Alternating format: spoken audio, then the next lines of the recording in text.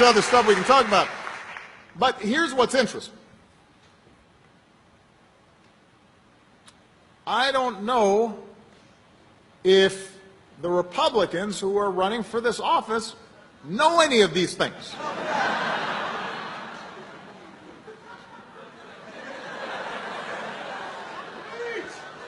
Because they occupy a different reality, it seems. According to them, everything was really good in 2008, when we were going through the worst economic crisis in our lifetimes. Unemployment and uninsured rates were up, and we were hopelessly addicted to foreign oil, and bin Laden was still on the loose. This apparently was the golden age that I messed up. I messed it up.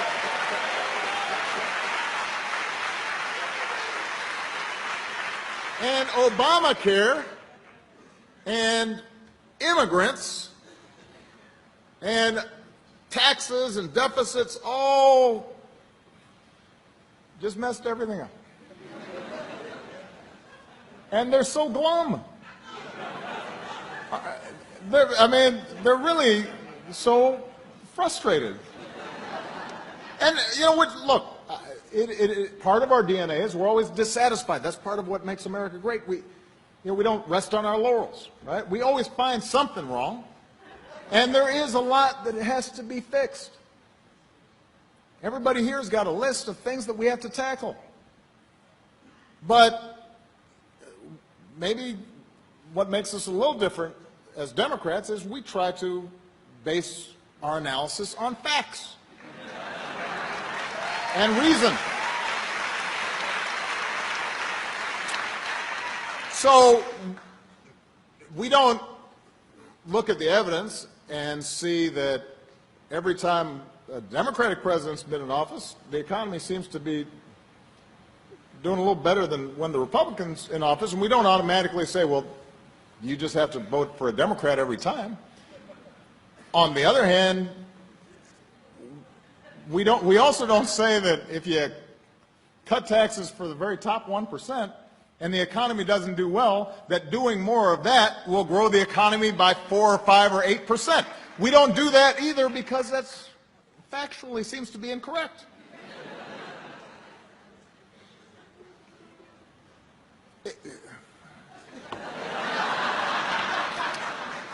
They want to repeal the Affordable Care Act. I know that's shocking, and kick millions of people off their health insurance. But when you ask them, well, what is it that is so bothering you about people having health insurance, they can't tell you. Because originally it was, well, it's never going to work. All right, so then it started working. Then they say, well, it's going to blow up the deficit. And it's not blowing up the deficit. And then they said, well, you know, it's going to drive everybody else's premiums up, but that hasn't happened. So at some point you'd think they'd say, well, maybe we should just try to work to make health insurance even better, right? Right? Right. On climate change. Now, if you went to a doctor, no, let's change that. You go to 100 doctors, and 99 of them tell you, you've got diabetes. You've got to stop eating bacon and donuts every day. And we have to monitor your health, and we got to fix this. You wouldn't say, oh, that's a conspiracy. They're making that up. All 99 of those doctors got together with Obama to try to prevent me from having bacon and donuts. You wouldn't do that.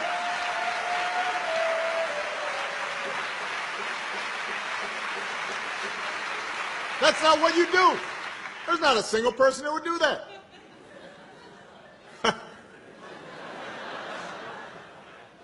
I mean, it'd be funny, but except this is about climate change. This was an analogy. And the planet's warming, 99% of scientists have said it's warming, and we've got the Republican chairman of the Senate Energy and Environment Committee carrying a snowball into the Senate chambers to show that there's still snow and that climate change isn't happening. I am not making that up. That's what happened.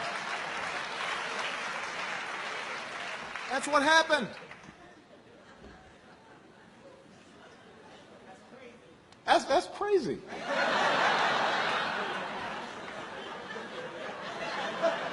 I was going to quote Kanye, but I can't because there's a family audience. But it's cray.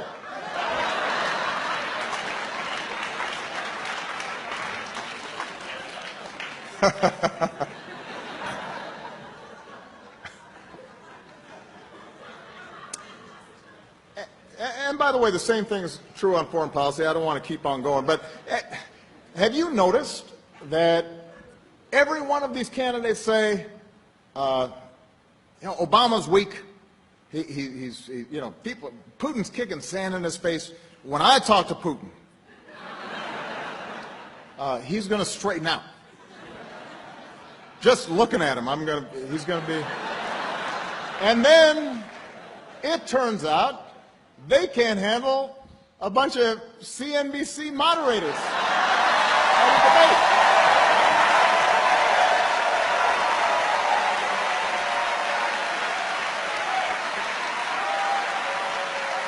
I mean, let me tell you, if you can't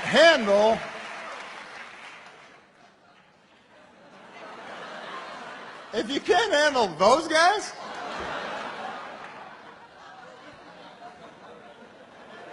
then I don't think the Chinese and the Russians are going to be too worried about you.